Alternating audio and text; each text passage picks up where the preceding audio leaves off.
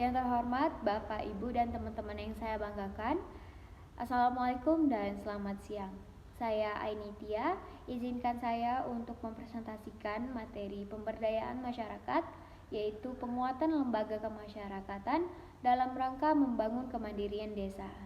Menurut Undang-Undang Nomor 6 Tahun 2014, bahwa yang dimaksud dengan desa atau dengan sebutan lain merupakan kesatuan masyarakat hukum yang memiliki batas-batas wilayah yang berwenang untuk mengatur dan mengurus kepentingan masyarakat setempat berdasarkan asal-usul dan adat istiadat setempat yang diakui dan dihormati dalam sistem pemerintahan Negara Kesatuan Republik Indonesia. Nah, salah satu kegagalan peningkatan partisipasi yang terjadi selama ini disebabkan oleh ketidakmandirian pemerintah desa dari struktur pemerintah di atasnya, adanya praktek pemerintahan desa yang belum sepenuhnya bersih dan efisien, dan ketidakberdayaan masyarakat ini menyelesaikan problem sosial, politik, dan ekonominya sendiri. Arti penting kelembagaan masyarakat dalam pemberdayaan.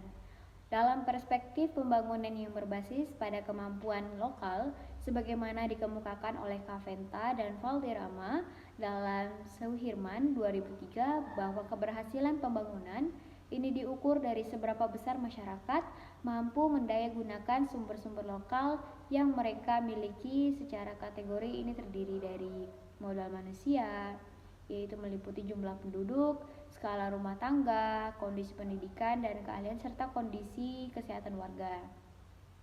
Modal alam, yaitu meliputi sumber daya tanah, air, hutan, tambang, dan sumber lingkungan hidup. Modal finansial yang meliputi sumber-sumber keuangan yang ada seperti tabungan, pinjaman, subsidi, dan sebagainya. Lalu modal fisik ini meliputi infrastruktur dasar seperti peralatan produksi maupun sarana yang membantu manusia untuk memperoleh mata pencarian.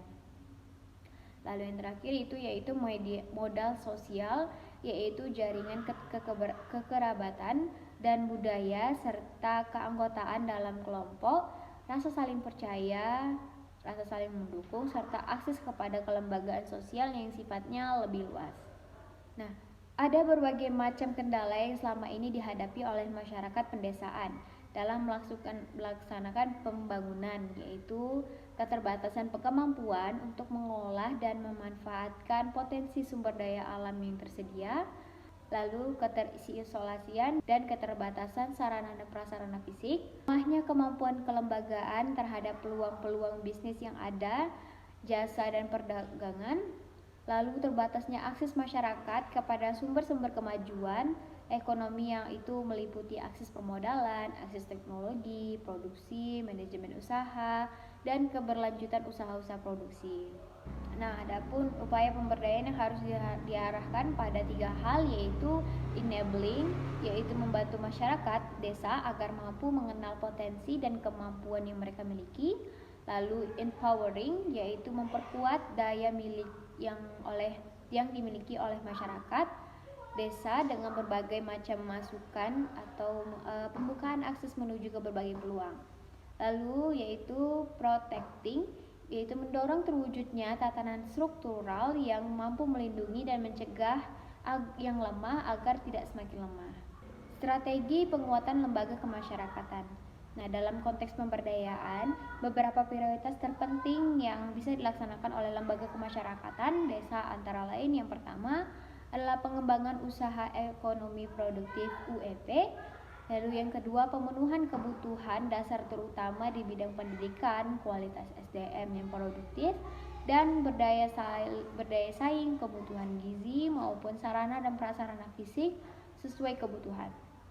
Dan yang ketiga yaitu pelestarian pranata dan kearifan lokal. Keempat yaitu partisipasi lembaga kemasyarakatan dalam pengambilan keputusan pembangunan. Terima kasih atas atensi Bapak, Ibu, dan teman-teman sekalian. Semoga paparan yang saya sampaikan bisa bermanfaat. Saya undur diri, sampai jumpa.